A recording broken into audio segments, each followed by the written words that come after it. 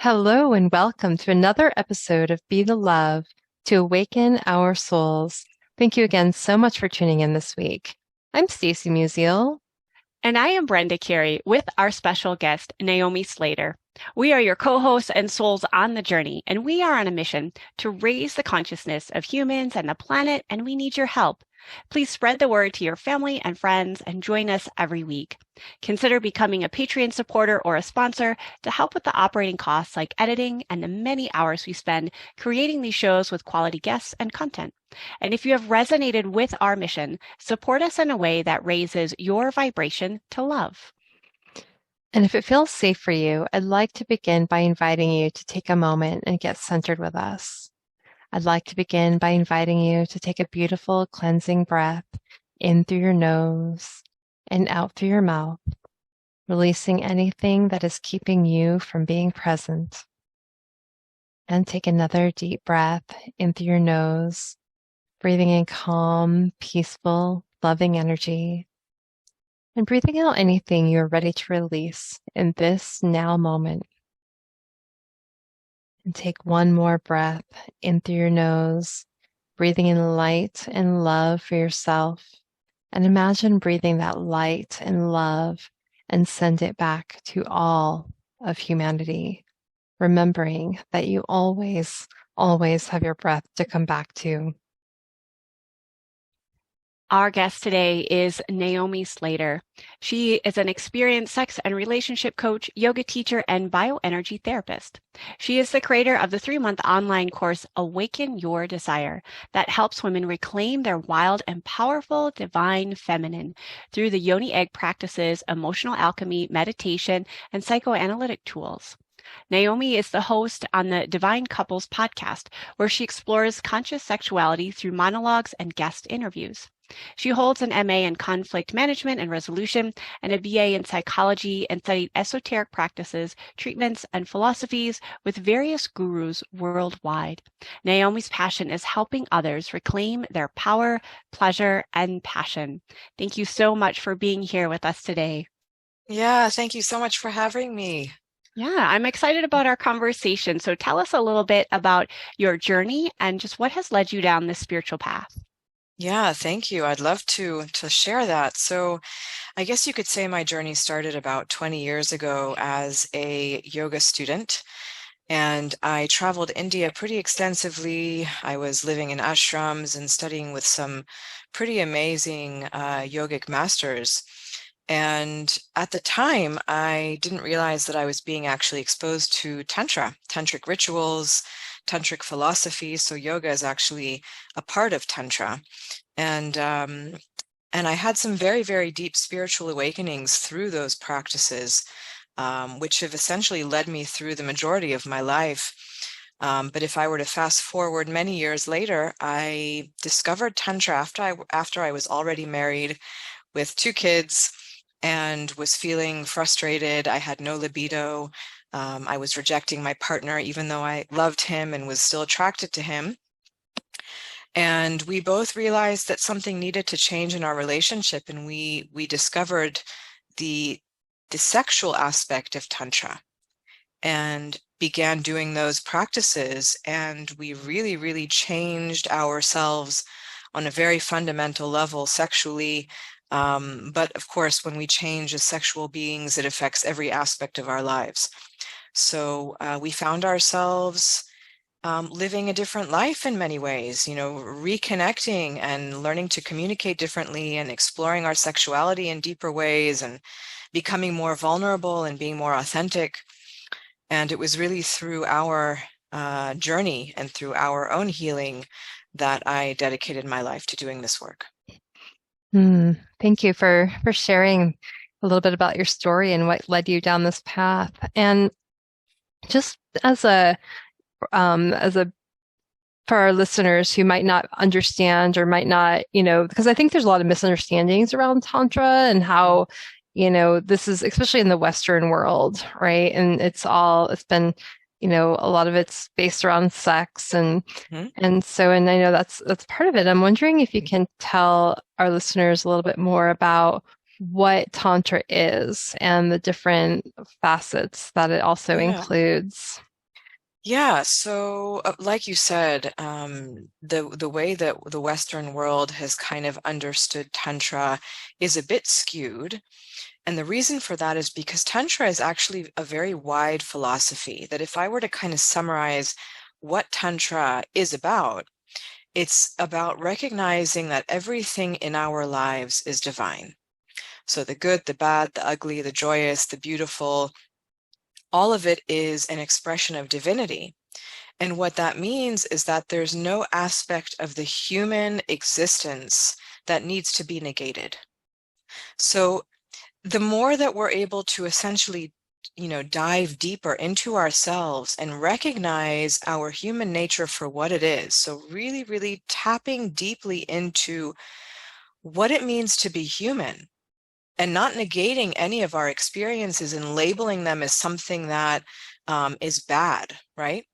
So once we're able to really, really see all of ourselves, the depths of what it is to be human, that's really what helps us understand in a deeper way what Tantra is. Now, the sexual aspect of Tantra was traditionally reserved for advanced students. And that is because our sexual energy is something that is fragile, very powerful, of course, but can be manipulated and misused. So it was in order to really protect people from misusing this energy. Now, having said that, sexual energy is something that we can use to attain enlightenment, meaning we can use our sexual energy to awaken our consciousness. And if we use it in the right way, it's an incredibly powerful tool for awakening. Thank you for that clarification.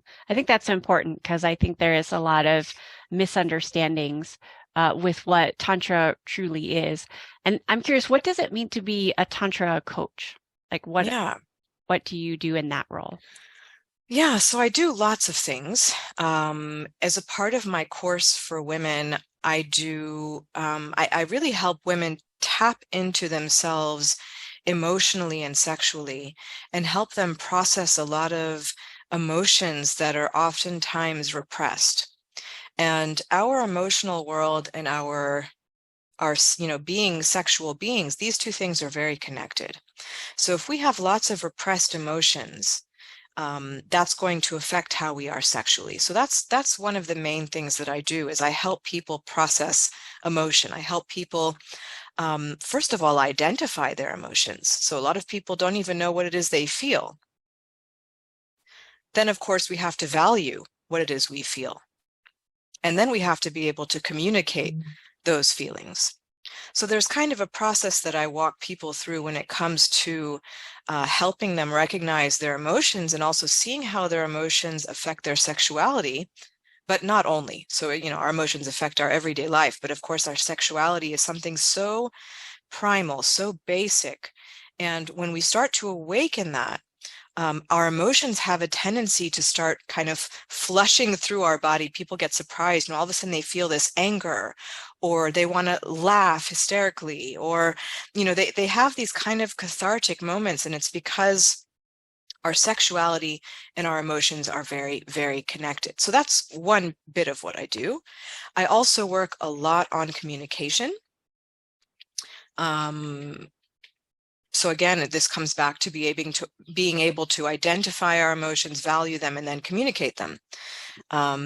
And beyond that, I do a tremendous amount of embodiment work. So it's really nice to be able to coach people and talk to people and explain them things. But at the end of the day, what I believe is that if we're not working with our bodies, if we're not moving energy, then we're not going to get perhaps as far as we would have liked to get in terms of our own spiritual development. So I do a lot of embodiment work. So that can be with using the yoni egg. This is a yoni egg. This is a pure nephrite jade egg that women do exercises with. They insert this into their vulva, or yoni, which is the Sanskrit term for vulva, and do various exercises which have physical, spiritual, mental benefits, but it's done in a very conscious way. So they're not just Kegel exercises. You're not just doing the physical. It's much deeper than that. And of course, meditations using breath and sound and lots of other tools that I work with to help people connect deeply to themselves. Hmm.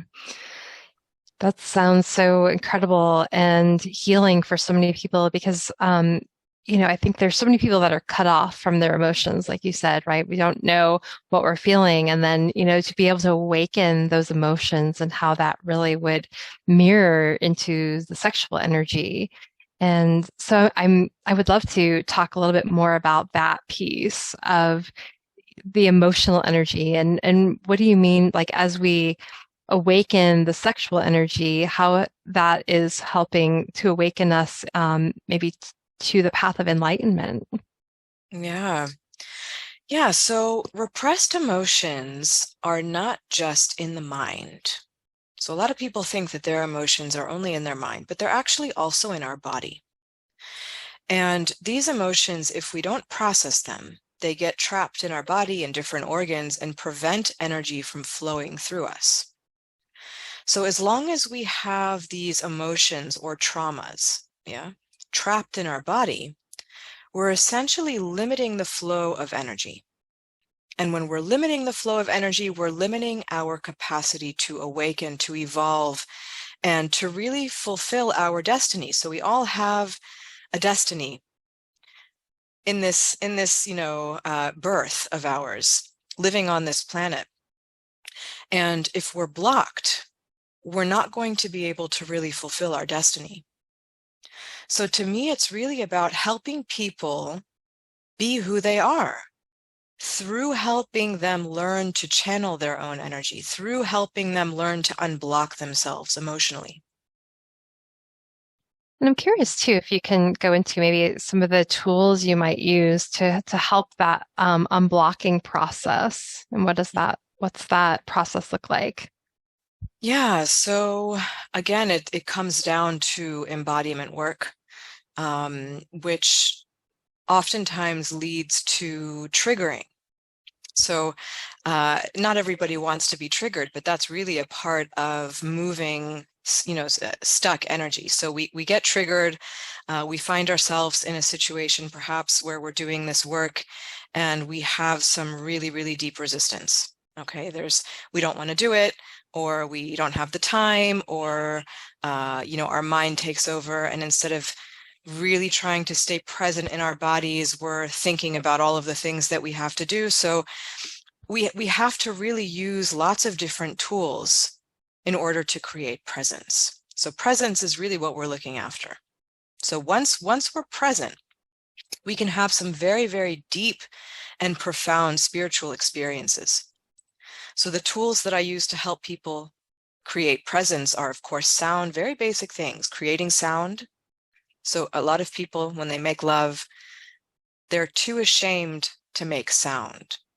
And sound is a tool that both helps us open up our genitals, but also helps us stay present. It helps us release energy. So it has a number of functions, but sound is really important in order to create presence. Of course, breath. So learning how to breathe properly, following your breath. These are things that are really important in order to create some deep presence. Movement. Yeah, so, some women think that if they just lie in bed and, allow for their man to do what they think will make them feel good, but they're kind of like lying there like dead fish, they probably won't get that turned on. So we need to be active in moving our body, both in the act of lovemaking and in general. We need to move. Our bodies are made for movement. So these are just some of the tools that I use to help people connect to themselves deeply, which of course then creates more presence, which is what we want. I love that idea of using the different tools for full presence. And I think that's something that we can all use in our very busy, chaotic sometimes world, is that really deep presence. Yeah. And I'm curious, where does shame come in, especially when we talk about different sexual practices or things to awaken our what I would call like Shakti energy? Where do we recognize shame? Because I think that can be very subconscious. And so I'm curious, like with either yourself or your clients, like where do you recognize that? And then what are some either tools or awarenesses that you bring to people that, oh, this is shame? Yeah, so I think first of all, it's examining the way that we were raised, because oftentimes our childhood creates these patterns of shame for us. And if we go back into the messages that we received from our parents, perhaps, were they open with us in terms of talking about sexuality with us, or were they, really secretive and not really giving us very much information? What was our religion? What were the messages we were receiving from religion around sexuality? Were those messages also kind of, portraying sexuality in this kind of dirty, make us feel guilty, something that we should be shameful about? So if we received this programming as children, it's very likely that we still have that programming today, unless we've done some sort of work to really move past that. So the way that it can surface is in all sorts of limiting beliefs that we have around our sexuality. So ideas about what we think we should and shouldn't do. Yeah. So if you have really, really firm ideas about what is allowed and what is not allowed, how should I appear? This will make me look slutty, or this I shouldn't do, or I shouldn't say this, or if I say this, maybe it'll be perceived in this way. So if we have all of these conceptions and patterns and ideas around what we shouldn't and should do, then there's very likely some patterning there, which we all have. We can't get away from it. We were all born into this world, into a culture, likely into a religion. So for the majority of people, this is something that's present, unless they've done some deep work. Yeah, I think shame is one of those things that it's kind of embedded in our culture. And whether it goes from, this really like hiding oneself, to the other side of, being maybe over sexual and, what's expected. And so trying to find that balance, and coming back into, our bodies really, and why we're, maybe believing or how we're holding that energy and then moving that energy. So coming back to that awareness and presence. And, kind of wanted to talk to you about sensuality. So sensuality is a big, part of Tantra, in my understanding of it. Mm-hmm. And so how does sensuality play into the work that you do and teaching women to be in their bodies? Oh, I love that question. Yeah. Sensuality, I think, especially when talking to women, females, is what's important for women to understand is that it starts with them, our sensuality. It's an energy that we essentially have, and we don't need a partner necessarily to trigger our own sensuality and sexuality. We can be sensual with ourselves. And when we start to learn how to essentially turn ourselves on, then we become way more magnetic to the opposite sex. So it's first teaching people how to, and not only women, also men, but teaching people how to connect to their sensual side with their own selves. So again, if people are looking outward and thinking that someone else is constantly going to turn them on, what they're doing is they're giving away their power. Mm. And if we want to really be living in an embodied, passionate, powerful life with meaning and purpose, we need to learn how to turn ourselves on. We are sensual with no one else around. We can be sensual with ourselves. And that's actually something that I've encountered. There's a lot of shame around that. So getting women sometimes to dance in front of the mirror with their own, so nobody's there to witness it. It's just them. To dance, to kind of seduce themselves in front of the mirror, for a lot of women, that's really challenging. So it's kind of breaking down those barriers to awakening our own sexuality and sensuality first and foremost with ourselves. Yeah. Can you go into a little bit more detail about even what sensuality can look like for people? Yeah, I think first of all, it's feeling in love with yourself, feeling energized in your own body, feeling turned on just by thinking a thought sometimes, or by watching a sunset. It's really living an orgasmic life. And it doesn't necessarily have to, when I say that, your association might go straight to the bedroom, but I don't necessarily mean that. When I say living an orgasmic life, it means that you're turned on by your life.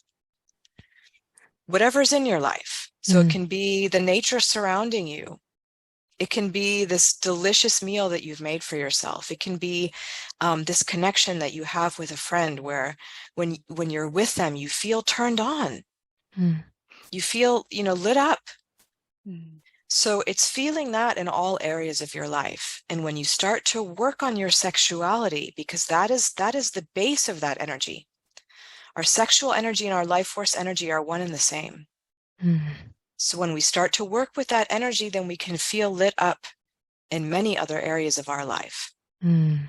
I love that you use the word lit up, because I do find that I work with a lot of women in the Ayurvedic health spectrum, and oftentimes I'm like, well, what do you really desire? Like, what lights you up these days?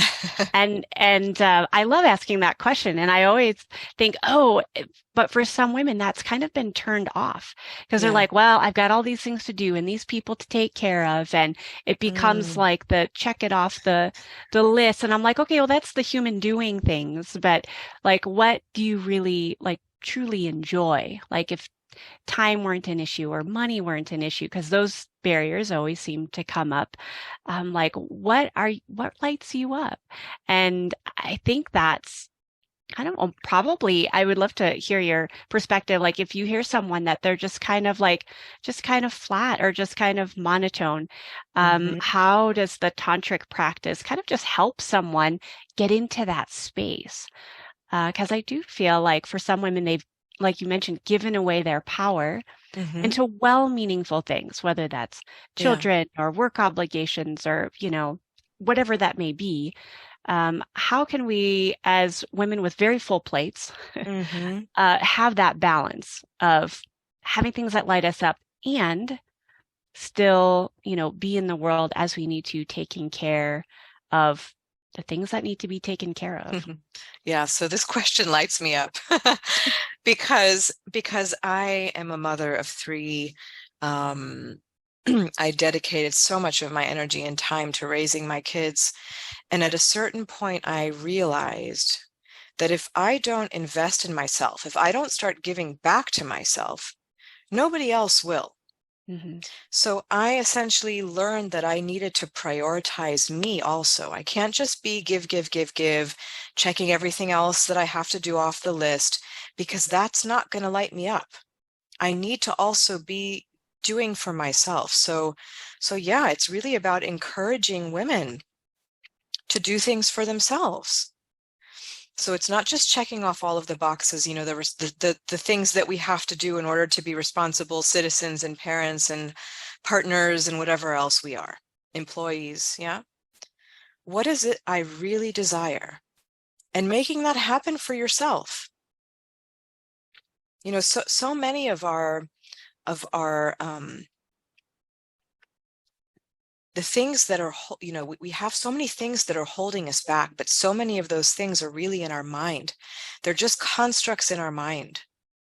It's because we're not flexible enough to understand that we can make other things happen for ourselves too. We just have to learn how to manifest. So some of the tools, right? You ask, so how do we get people to actually do that?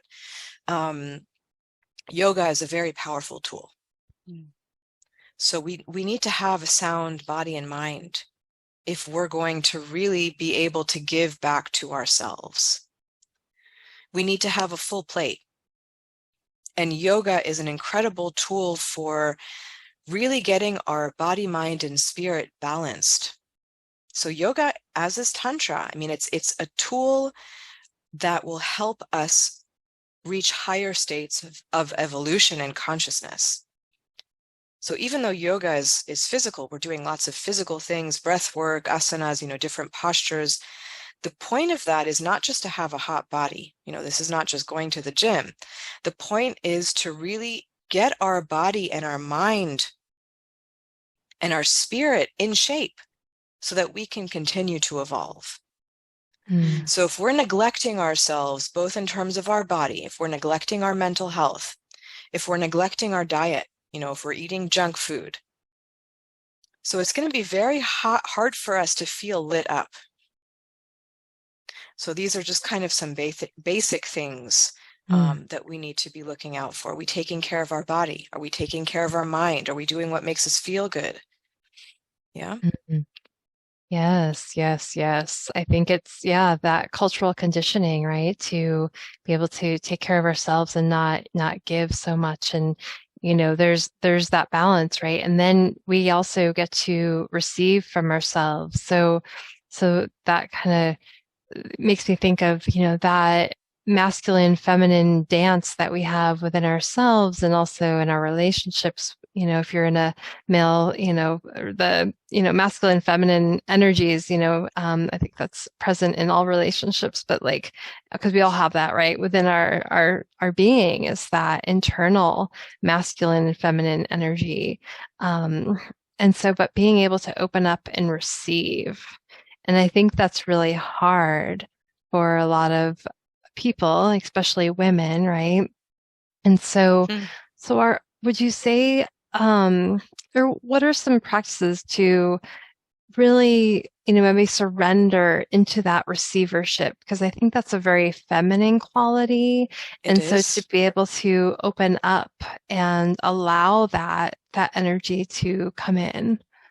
Yeah, that's beautiful. And you've touched on something really important, is that one of the main feminine qualities is receptivity, is surrender, is opening ourselves up in order to receive into us. This is also how, of course, women make love. We have to open ourselves up in order to receive.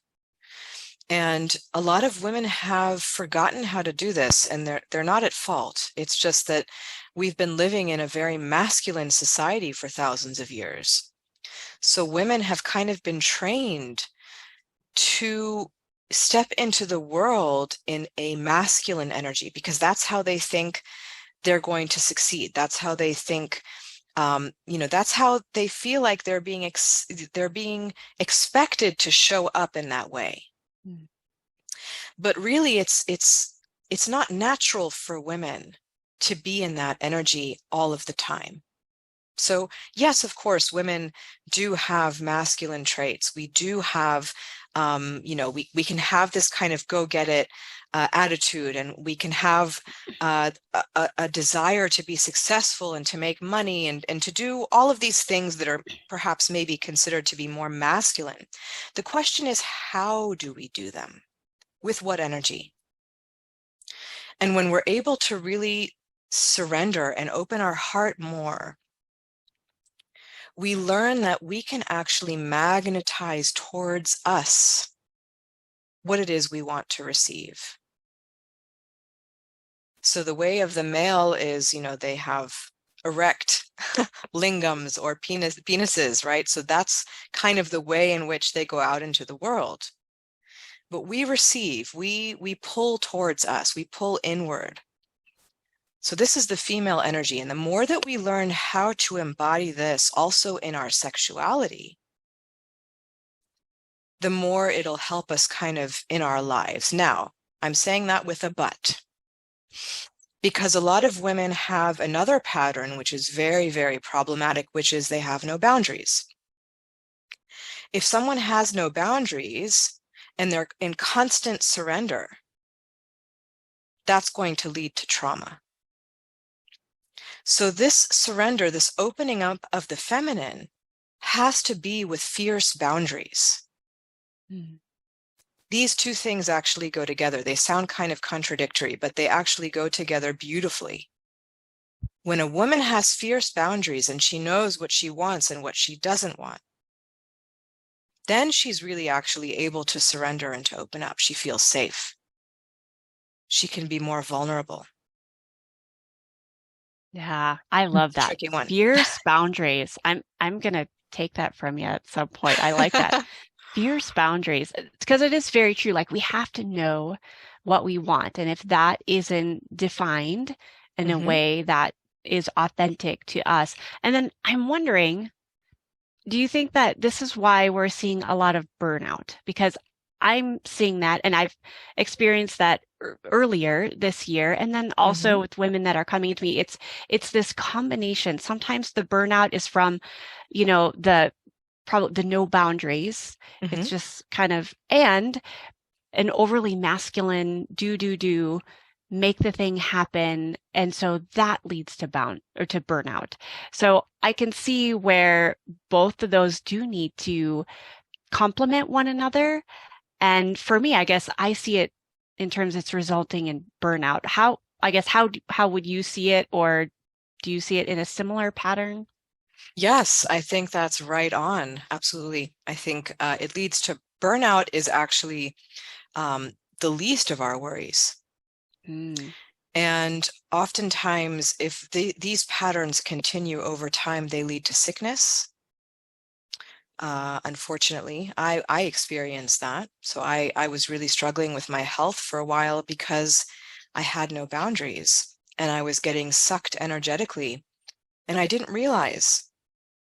So a lot of our health issues, sicknesses, a lot of these things come from, repressed emotion, lack of boundaries, and really not investing in our own selves. So yeah, if you're feeling deep burnout, then yeah, you should definitely understand a bit more deeply, what are your boundaries? Do you have boundaries? If you know what your boundaries are, do you know how to enforce them? And if you don't know what your boundaries are, then you should definitely learn how to understand somatically in your body what your boundaries are. And So how would one boundaries, do that? I'm really, this is exciting to me because I'm also a yoga teacher.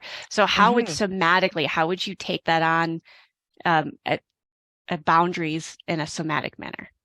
Yeah, so first I'm just going to back up a bit and say that a lot of people, their boundaries are in their mind, right? So these are boundaries that we might have because of the way that we are raised, kind of going back to limiting beliefs that we might have, you should do this, you shouldn't do that. These are the kind of boundaries that a lot of people have. It's in their mind. And those boundaries are not always self-serving. Sometimes they're destructive. So it can be a bit misleading. When I say what are our boundaries somatically, it's learning how to tap into our body and really feel our yes and no somatically in our body. So what does that mean? Just to kind of give you a brief example. This is kind of getting into my course a bit. But so if I were to say to you, Brenda, can I come over and cook you the meal that you would love, your favorite food, whatever it is you like, can I come over and cook you that meal? Yes. Yes. Okay. Yes. Like, and I felt that in my heart. I was like, yes. There you go. There you go. So it's listening. I can give up cooking, not a problem. Fantastic. So you were a perfect subject for this. You said, I felt it in my heart. So you said yes to something and you felt it in your body. You felt perhaps an expansion of your heart, maybe the sense of peace or relaxation when you answered yes. I'm going to now ask you another question, and you have to say yes. Okay? Okay. And we'll see how this goes. Brenda, can I be really nasty to you and make fun of you and say mean things to you? Yes. Oh. And you know what the weird thing is? My stomach just went and it like tightened up. Like I literally heard it just like gurgle really hard and like I tightened up. And I was like, yeah, it's probably why I have digestive issues. There you go. There you go. So we do that all the time.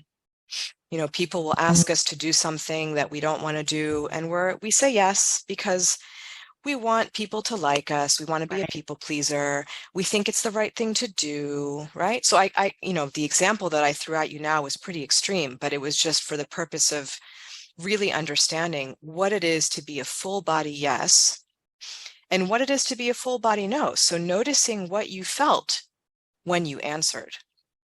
So when you were a full body yes, you felt this expansion, kind of joy in your heart. And when you said yes, but you were actually a no, you felt something in your stomach kind of go, like this is not what I want. So I that's felt what that. we need to start listening to that. Yes, and trusting, right? Trusting in our own wisdom, our own body's wisdom, because our bodies are our barometer. I mean, it'll show up. And, you know, when we get really quiet and present with that, rather than thinking from the mind, right? I think that's where the mind starts to run and say, oh, well, I should say yes, you know, because, yeah, I don't want to hurt this person, or, you know, I'm, you know, just that's my pattern, right? And that's what I've always done. So, but the body will give you the answers. And so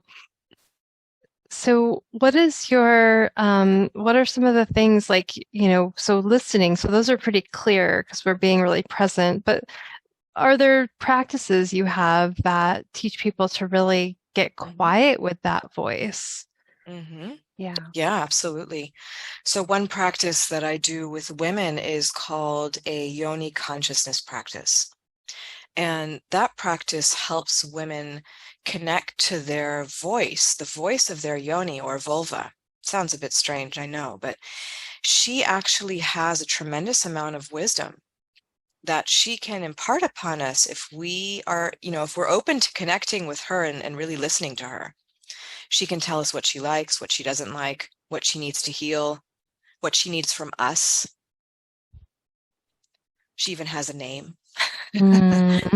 So yeah, so once we're open to really deeply listening, we can get a lot of information for our own healing. I love that. I have kind of, well, to kind of piggyback a little bit onto that, when we were doing like that what I would call absolute yes or no, and then some of these practices, what if it's an example that's maybe not quite so extreme? Like what if it's say someone, they have a work project they were asked to do. They don't really want to do it, but they realize that, you know, this might be beneficial to my career.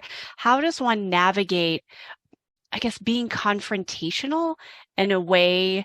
Because I think that's really, at least for me, and I know some of the other women that I work with, like being that, like holding your own and being confrontational and actually saying your no when you want to, without that perception of, I don't know, not being a team player, not being the good mom, quote unquote, you know, whatever that might be.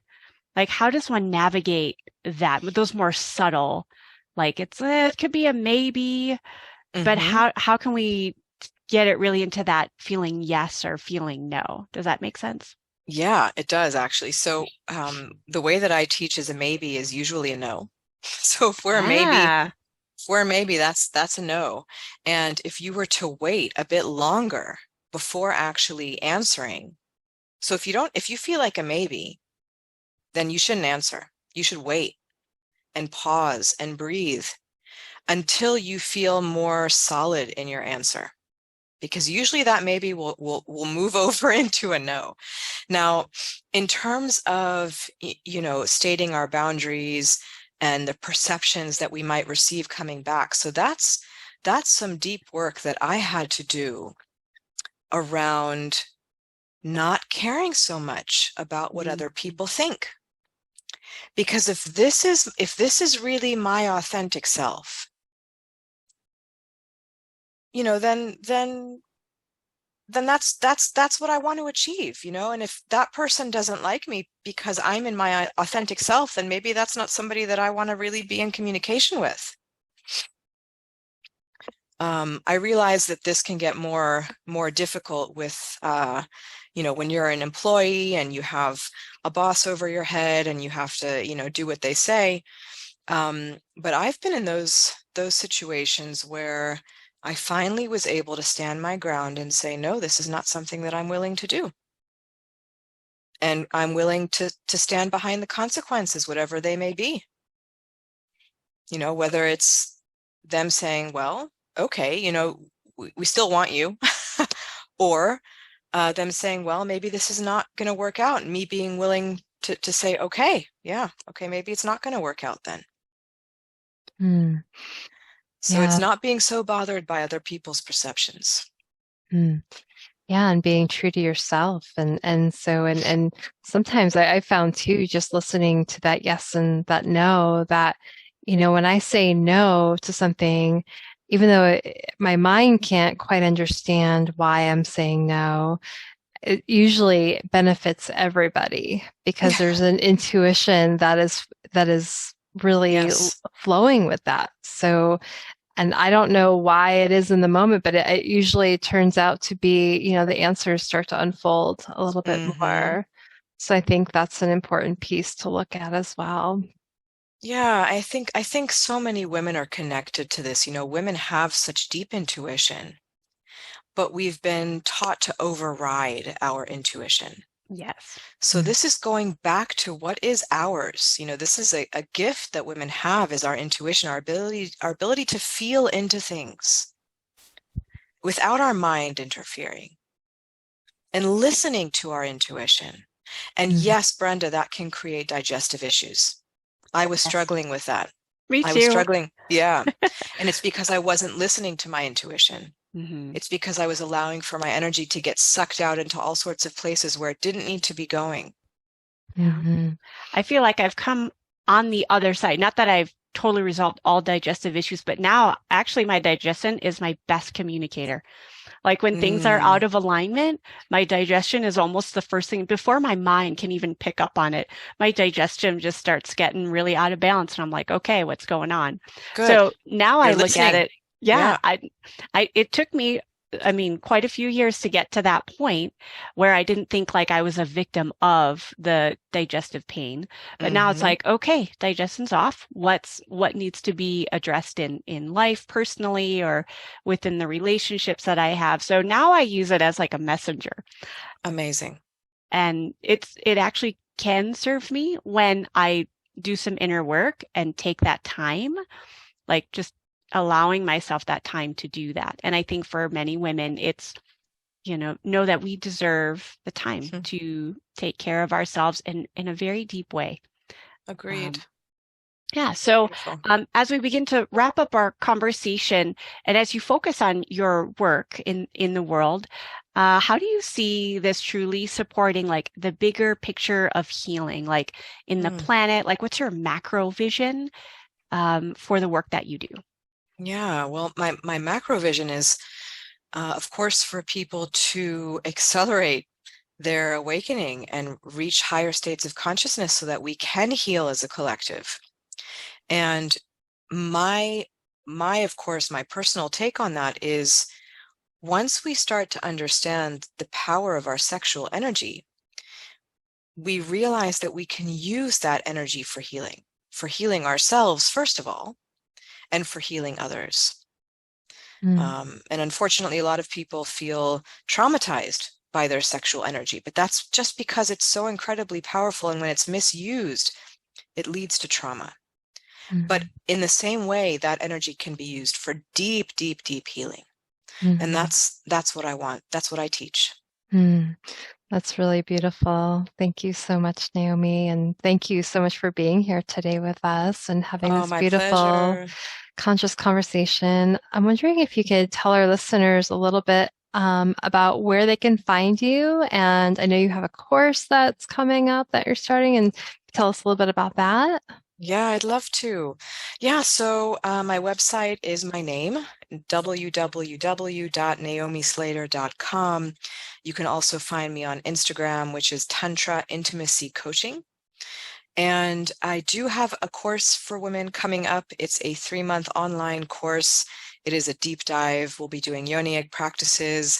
A lot of the stuff that I've, of course, mentioned in this beautiful chat that we had, communication, somatic feeling, feeling into our body, creating boundaries, doing deep emotional work, turning on our sensuality for us, first of all, and really stepping into our power, our pleasure, and our passion in life.